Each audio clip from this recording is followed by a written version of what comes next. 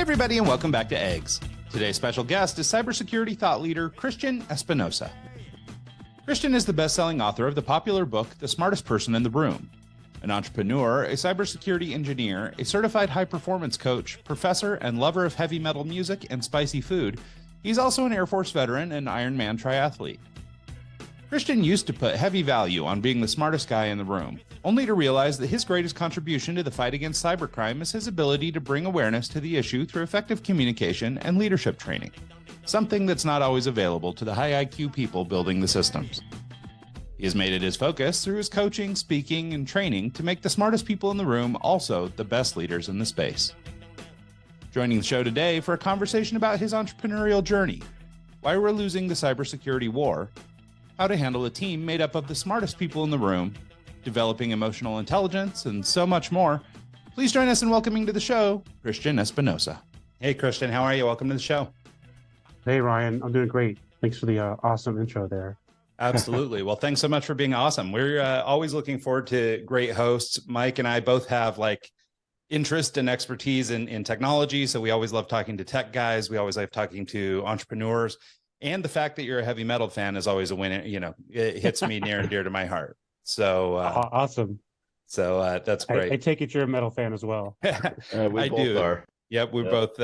In fact, Mike does an event each week. He's a DJ by trade, but sound engineer and everything by education.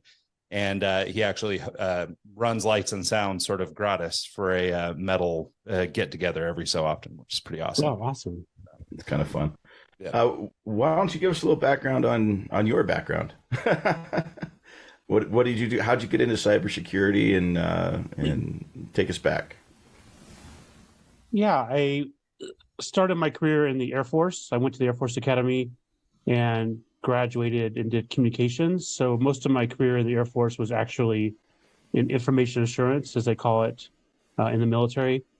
And when I got out of the Air Force after 6 years, I was a defense contractor. So I did cybersecurity for different Air Force organizations and traveled around the world helping secure and optimize Air Force installations.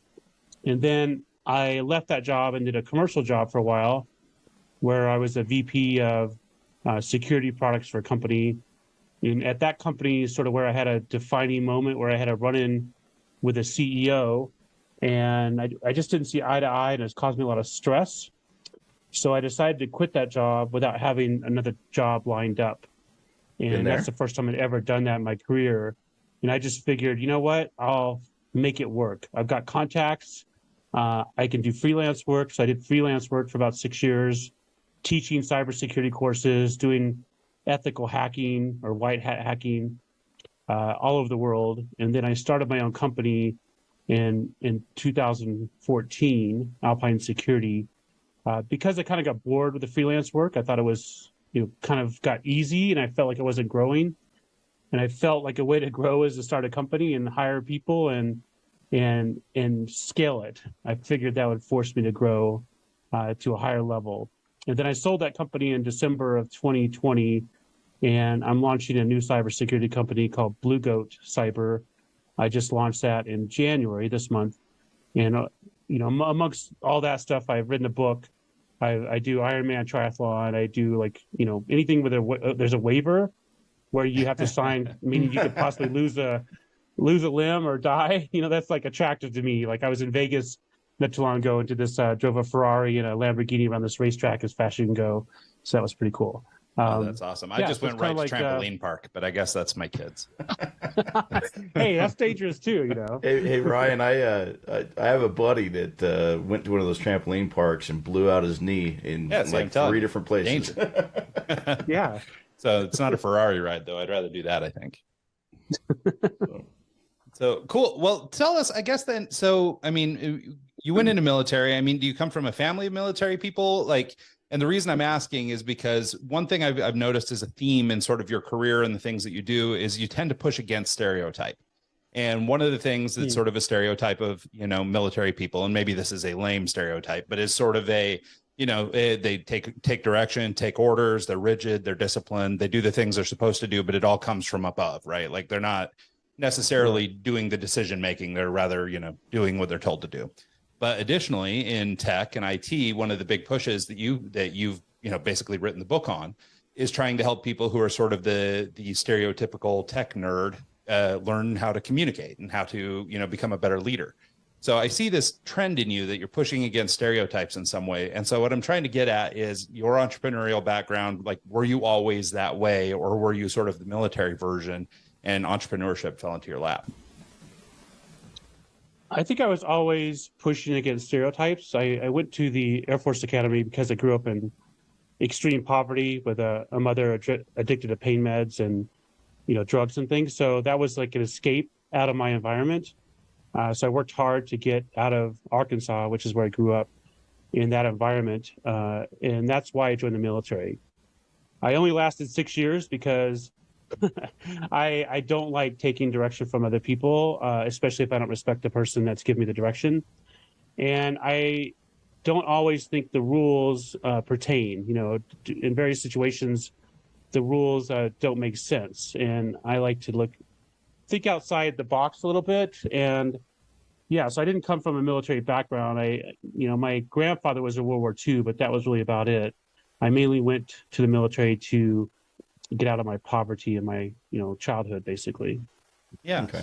Well, and that's an interesting story too. I mean, for a lot of people, the military really does serve a great purpose for that, right? I mean, whether it's poverty or education or whatever it is that you're looking for, the military can actually serve to, prepare you for what's next, right? And so in your case, you picked up a fair bit of tech education, so internet security education that you were then able to parlay into work. So I guess you took from the military what you needed from it, but at the same time, it wasn't necessarily the reason you got into being an entrepreneur.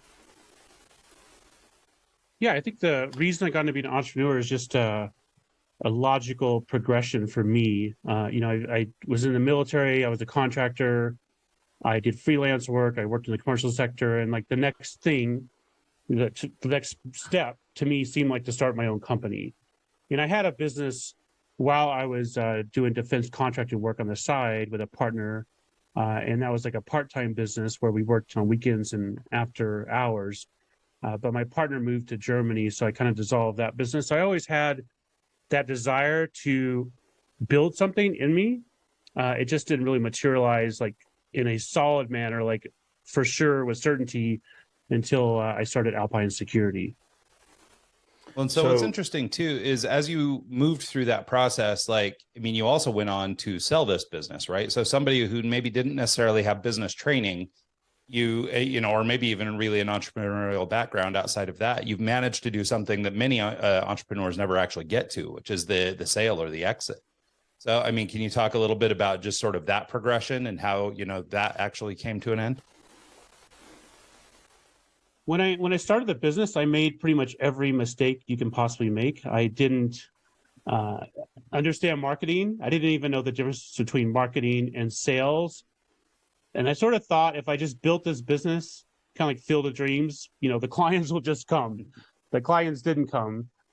So I had to really work on marketing. And one of the things I really focused on like the last couple of years of the business, which I think helped me sell the business, was this thing called the one-page strategic plan, the OPSP, as they like to call it, which really forces you to get it ironed out with clarity, like what your niche is, what your offering is, what your messaging is, what your differentiators are, what your core values are, what your targets are, and all of that stuff. And when I did that, we shifted our focus because we did cybersecurity, but that's a very broad topic. We shifted our focus to medical device cybersecurity, which there weren't a lot of people doing that. So once we focused on that specific niche, our sales increased because if you search for medical device cybersecurity on Google, we were the first company to pop up. So we got a lot of inbound leads by really niching down and adopting more of a blue ocean strategy. So we're trying to be very specific to specific audience versus broad and say we offer cybersecurity to everybody.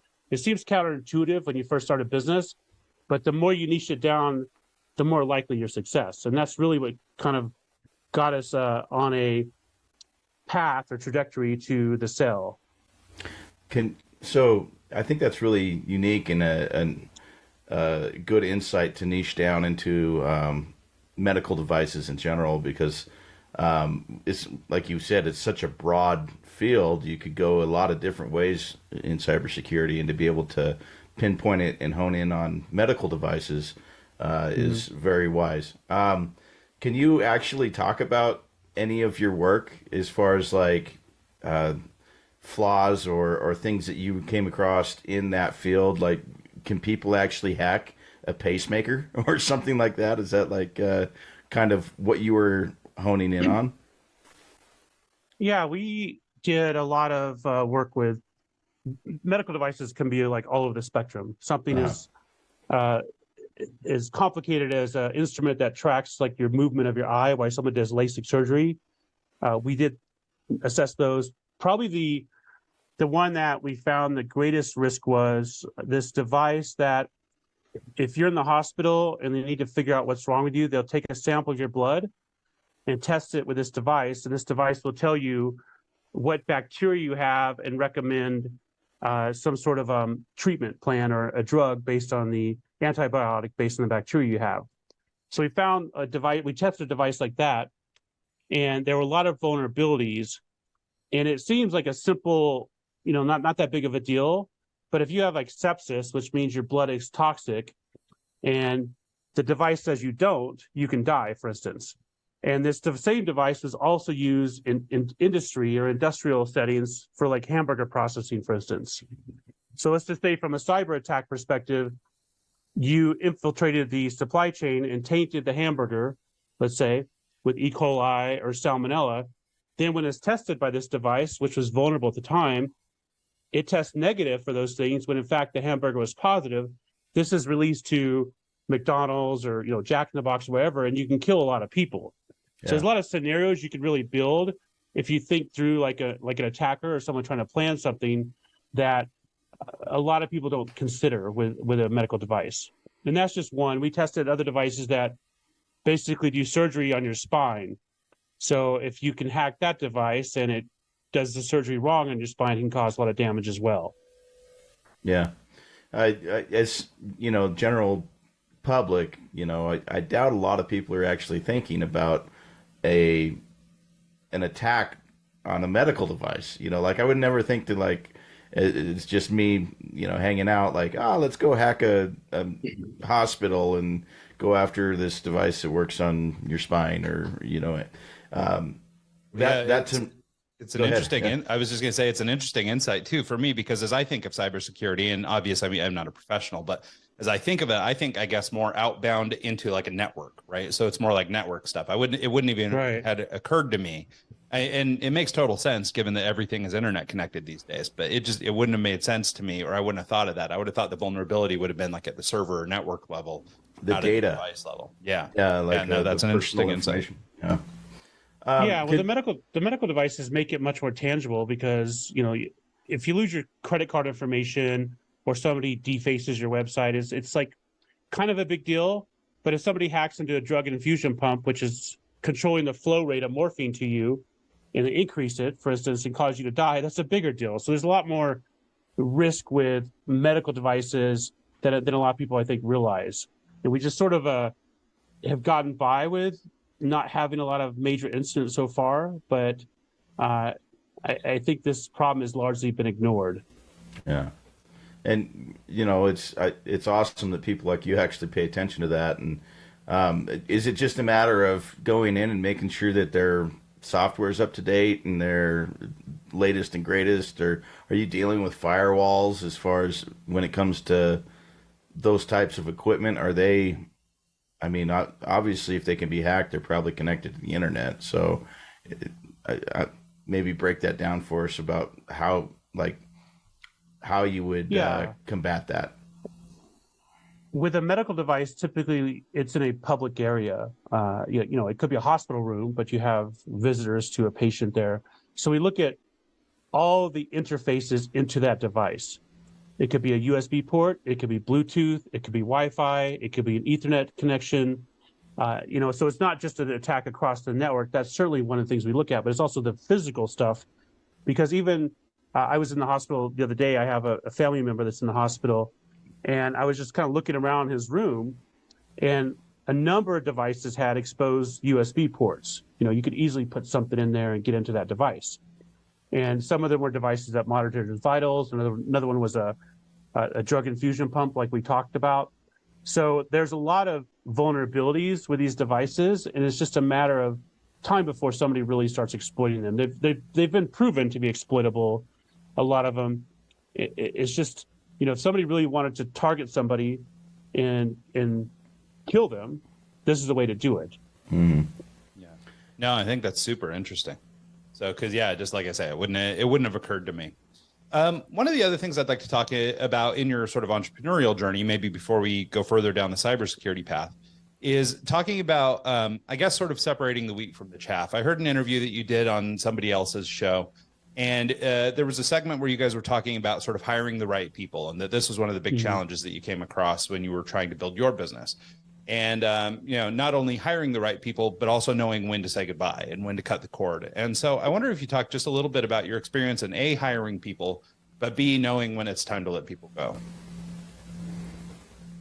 I used to hire people based on their technical skills only. Like if I needed someone that was a expert penetration tester to test web applications, I would look for the technical skills.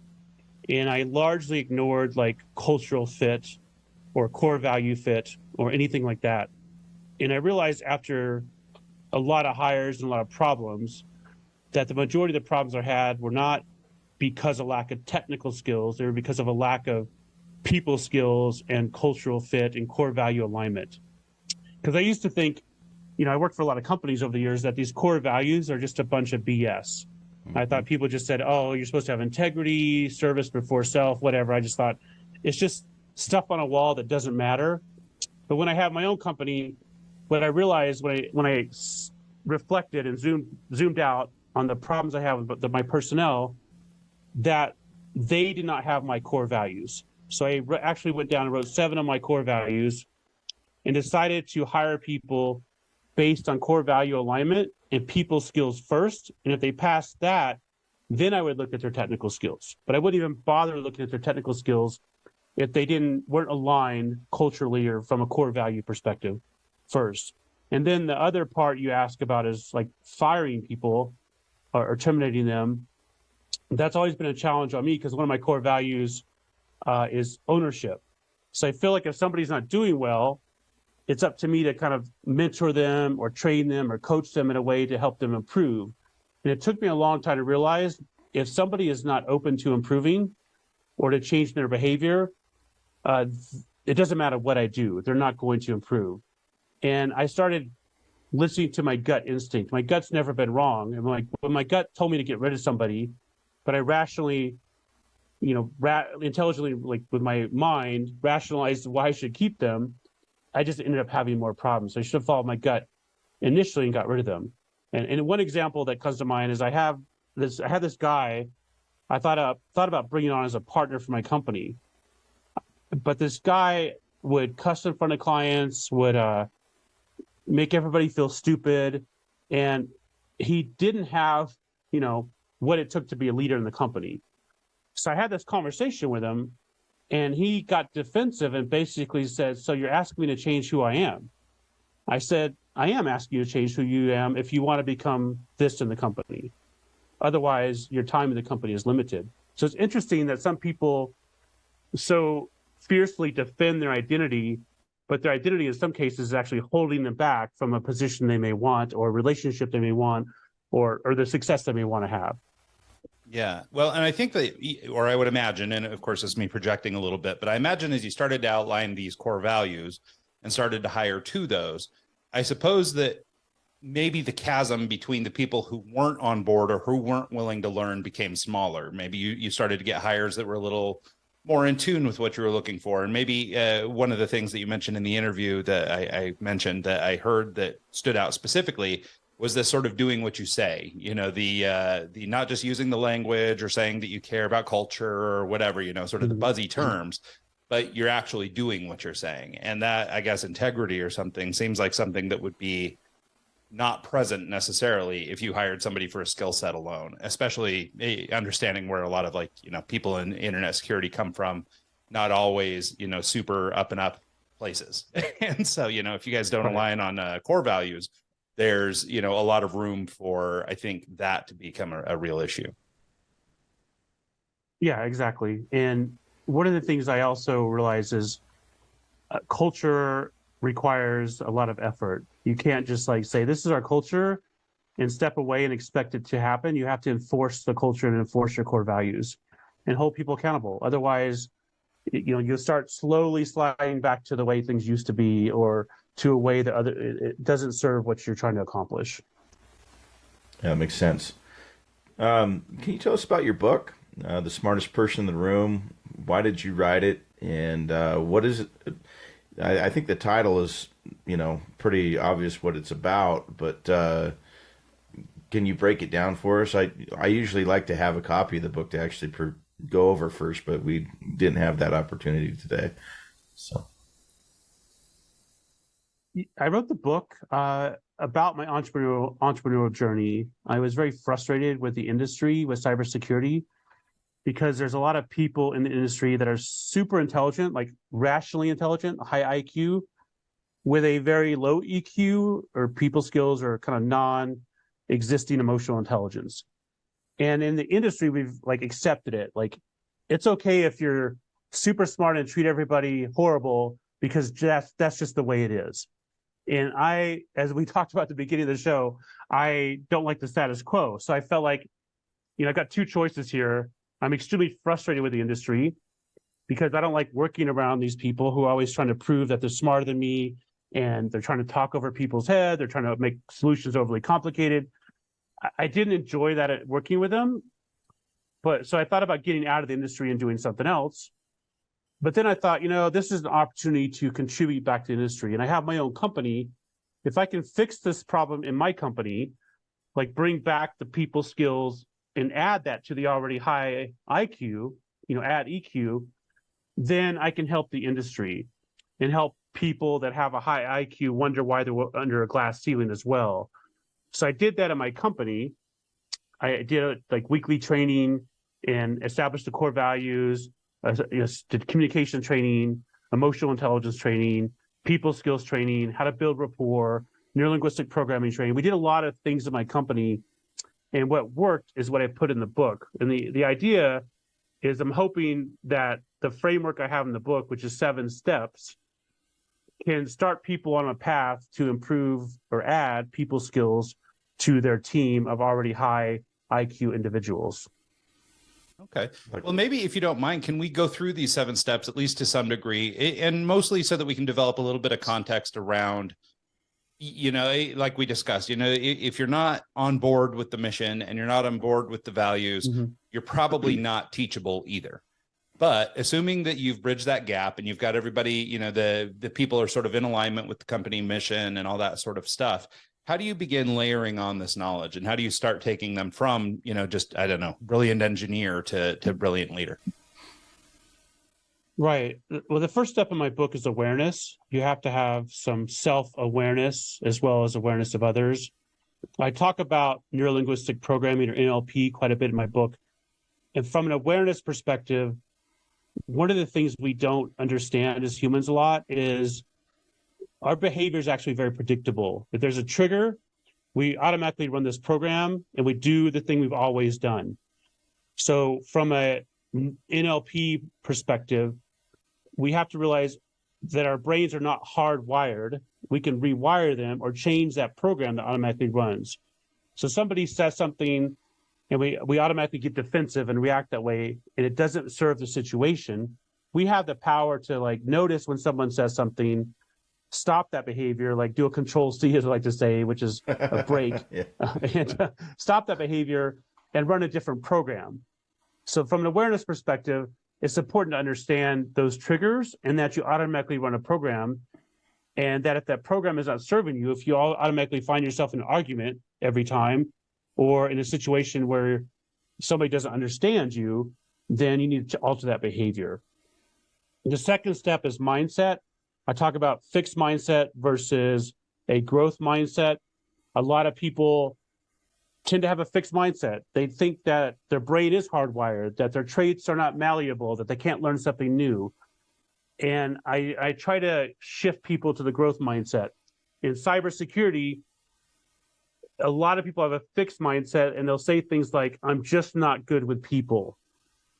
And if you say that you're telling yourself that's the truth and you can't get good with people. With a growth mindset, you might say, I'm not that great with people right now, but I know I can improve. Just like I didn't know what a router was or how to program before, but I figured it out. It's just a little bit different skill set.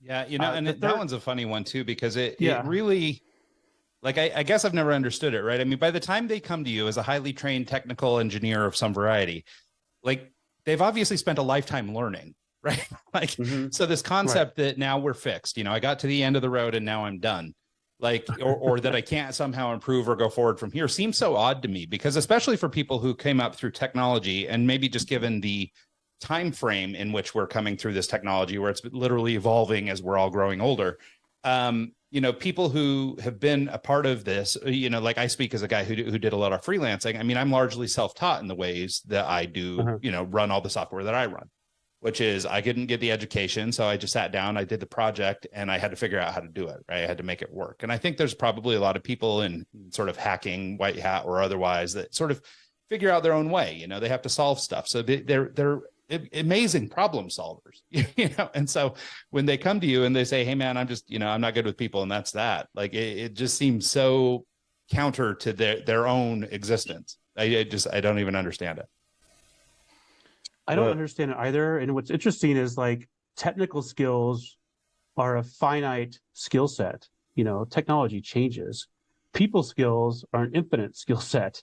If you get good with people, that's going to serve you the rest of your life. If you learn one specific programming language, that might serve you for 3 years. So from a return on investment perspective, it's better to invest in people skills from my perspective, because, and I have this discussion with my engineers, or my, I used to have this discussion with them, because they would say, I'm just not good with people. But I'm like, well, what would happen if you became good with people? Because you've got a spouse, you've got parents, you've got a child, you interact with people on a daily basis. Just what would happen if you actually improved with people? And it gets them thinking a little bit about it. Yeah, it's funny. I recently went through a software development boot camp, and I never really realized, because I've always been kind of outgoing. I've always been somewhat good with interactions and dealing with people. But I never realized how far out there and how bad personal skills people can be until I went through that boot camp. And there was a few people in that course that I was like, how do you function? How do you deal with your day-to-day everything? Because it almost seems like just being on a Zoom call with the class is like ruining it. Like, it's, oh my gosh, I have to talk. And that to me is, it really kind of was an eye-opener that there are people out there that just really struggle with that and have a hard time. And this conversation just brought that to the forefront and made me think of that a little bit. So I wanted to bring that up. Yeah, definitely. So we were on the second or 3. third. Yep. What's number 4? Okay. I think we only did step 1 and 2. We're Step up 3 to is 3. Okay. Yeah, step 3 is acknowledgement. And I think acknowledgement starts with self-acknowledgement. One of the things I realized as a leader is I wasn't good with acknowledging people, my staff. And when I reflected back on my life, I realized that I never acknowledged myself. I remember finishing the Ironman World Championship in 2015, and that was a big accomplishment. It took me like 10 years to get there. But instead of taking like 1 second and saying, this is pretty freaking cool, and pat myself on the back, I was automatically thinking about what's the next thing I'm going to accomplish. And I realized that if I don't acknowledge myself or have problems with that as a leader, I'm going to have problems acknowledging my staff. And then it's important to acknowledge the behavior you want more of as well. I think in cybersecurity and other industries, people tend to point out mistakes, and then what happens is you get more mistakes. Like one of the studies that I like to reference is there was a study where there's a wet floor, and they put up 2 different signs. One of the signs said caution, wet floor, don't slip. The other one said, caution, wet floor, walk carefully. So the sign that resulted in less people falling was this one that said, walk carefully. And I always think about that when I'm acknowledging someone, because you want to acknowledge the behavior you want more of. That's what you focus on is what happens. The fourth step is communication. This is a massive topic, obviously. One of the things I focus on in communication is one of the NLP presuppositions that says the meaning of communication is the response you get. So if you're not getting the right response from the person you're communicating with, the ownership is on you to alter how you communicate. Most of us blame the other person for just not getting it, for not understanding, for not listening, but that doesn't really serve anybody. If you're trying to get through to someone or get a budget for a company, then you need to be able to communicate in a way that is received and you get the outcome you are looking for.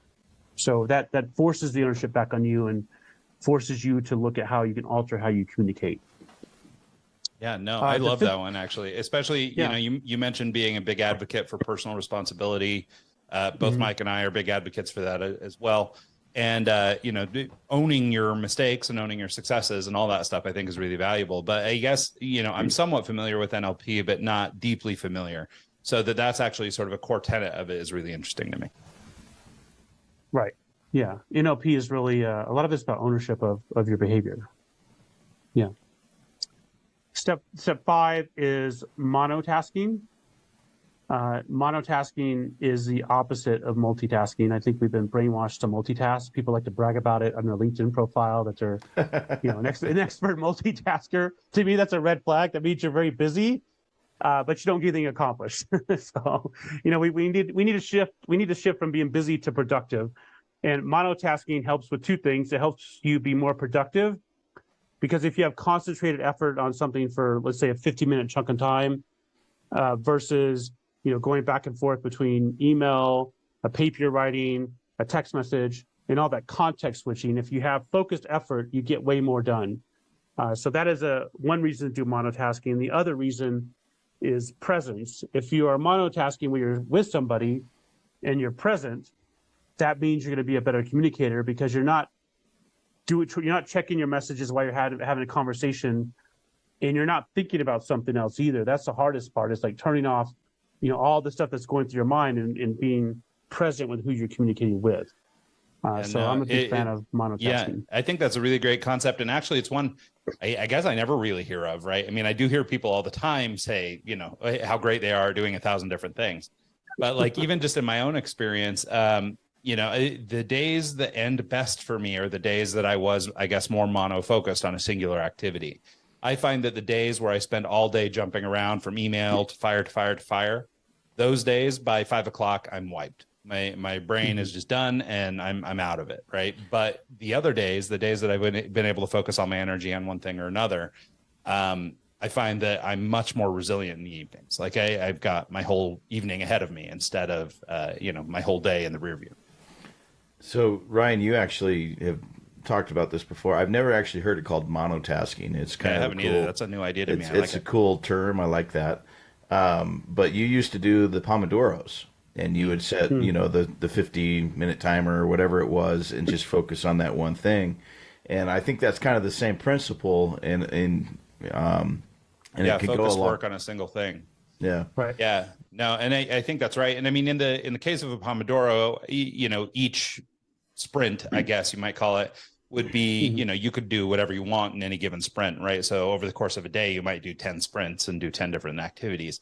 But in those hyper-focused moments, you're not doing anything else. And so, much like this idea of monotasking. And I suppose it's probably a little bit like that, right? People need breaks. People have to stop and do whatever. But if they can resume their task, then, that probably helps. Right. I usually advocate like a 50-minute chunk of time, because you can focus for 50 minutes and go to the bathroom or do whatever you need to do some push-ups or kind of wake up, get some coffee. But yeah, monotasking will certainly help you get much more done. And it is like the Pomodoro technique. They're basically the same thing. What I like about monotasking too, as a phrase, is I feel like you could get just as much social value with saying monotasking instead of multitasking. I think you just need something to say that you're productive. And I think people construe multitasking as being that word. But I think you could say, you know, I'm a master of monotasking. I think it would still sound like you're doing something important, right?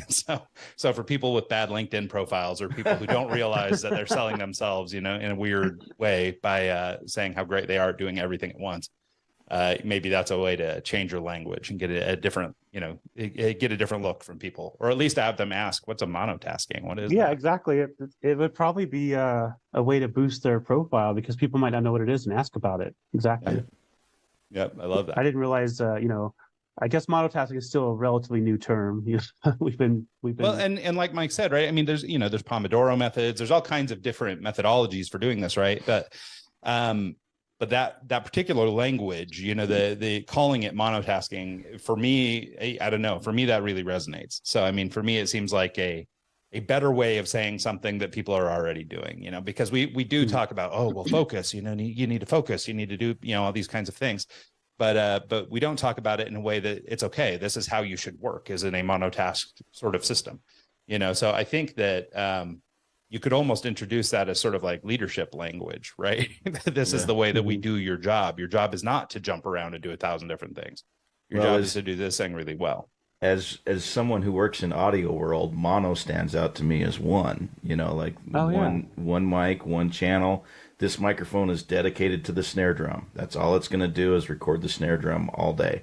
And, you know, when the mix down happens for the show, you know, you've got a bunch of mono tracks that have recorded the snare drum, the kick drum, this and all that. The final project is done. You've got all the different recordings and it sounds great and it's panned in a bunch of different ways.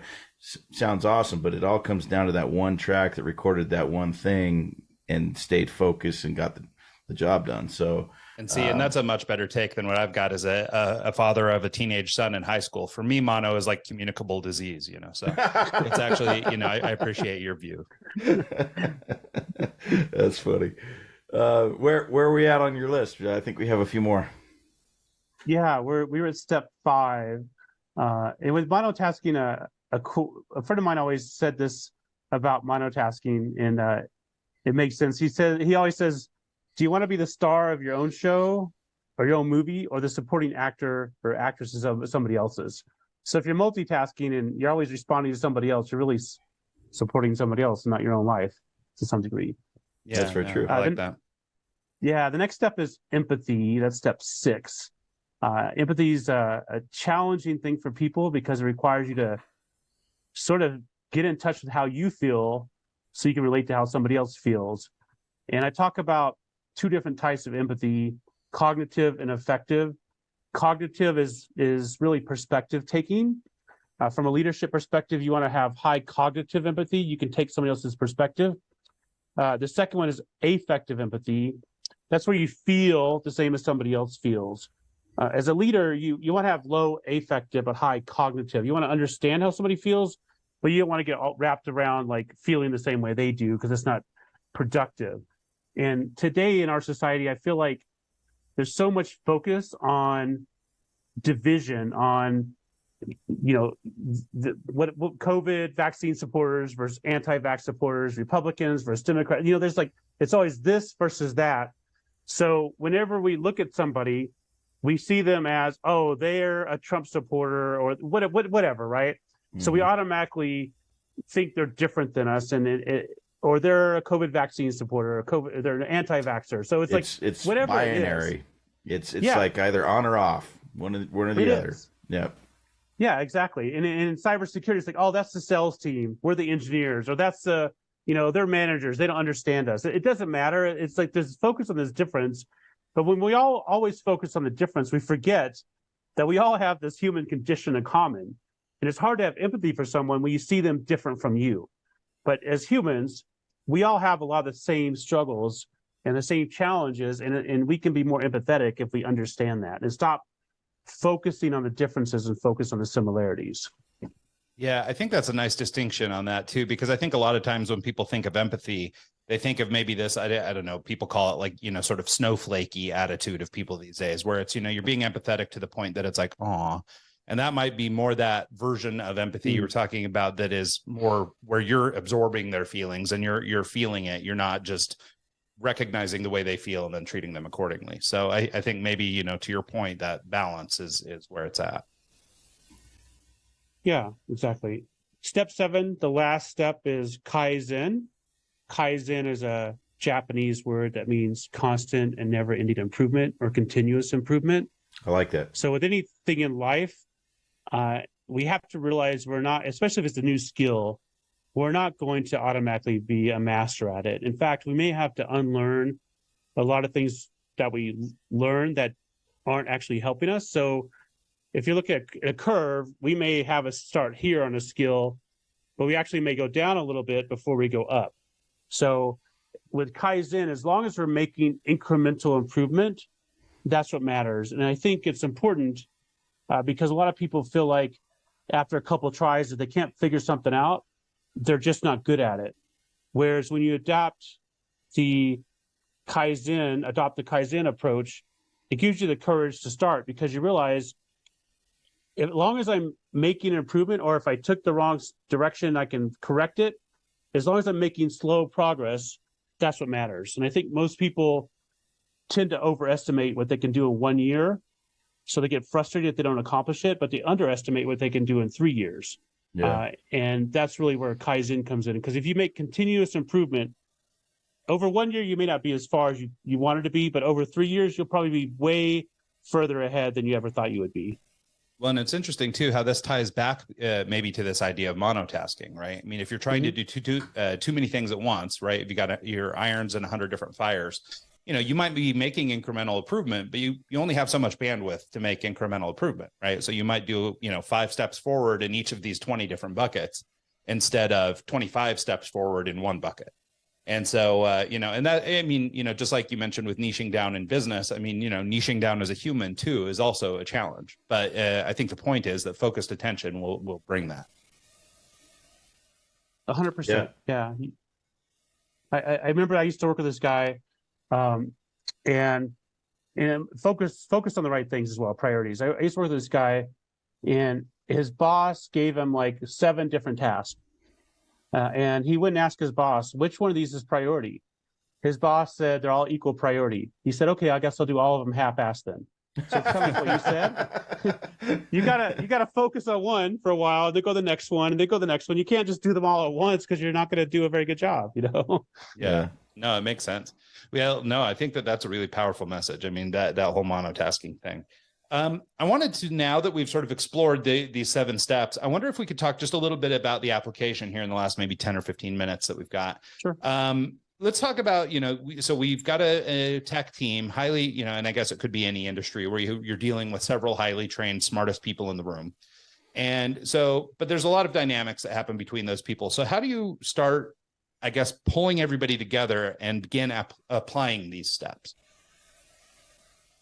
Right. So what I did is the core values. So my core values, like one of them was a growth mindset. One of them was about communication, that to listen clearly and communicate succinctly. So I already had the core values, and then I started doing the training. So if somebody didn't embrace the training, they were out of alignment with our core values, because one of the core values was basically a growth mindset. So that's the way I sort of like handled that, because I realized not everybody is going to want to do people skills training or emotional intelligence training. But I sort of had the preamble that these are our core values. And if you agree to these core values, which you did, then this thing should not be a problem for you to learn or attend or make an effort to learn. And that's how I handled it in my organization. Because with technical people, they don't want to learn a lot of these things. But I weeded out people that didn't align with the core values. So I sort of, like I said, set it up from the beginning that they would embrace these things. Not everybody, of course, embraced them to the same degree. Yeah. Well, and what kind of conflict arises in a room like that, right? So you've got several people working on a team, each are bringing their own highly specialized knowledge. I mean, is there a lot of, I don't know, sort of like intellectual bullying or something, where somebody's smarter than somebody else, or I know this better than you, or, you know, I mean, do those sorts of things take place in this kind of dynamic? Those things take place all the time. They used to take place all the time in my organization, the intellectual bullying specifically. It's almost like, and that's why I call the book The Smartest Person in the Room. Everybody wants to be the smartest person in the room. That's what makes them feel significant. And everybody wants to feel significant. So they're going to do whatever they can do. Their ego is going to do whatever it can do to make sure they are the smartest person in the room so they feel significant. So from an intellectual bullying perspective, it was almost like somebody would wait until somebody said the smallest inaccurate thing and then pounce on them and call them stupid for not knowing it. Or when somebody had a great idea, somebody said, that's the dumbest thing I've ever heard. So as you can imagine, this sort of environment doesn't do well for collaboration or communication. And that, when I started witnessing that over and over and over, that's why I had those established the core values, and that's why I wrote the book, and that's why I did the training in my organization, because I needed an effective team, not a team that's always one individual is always trying to prove that they're smarter than everybody else. That is not an effective team.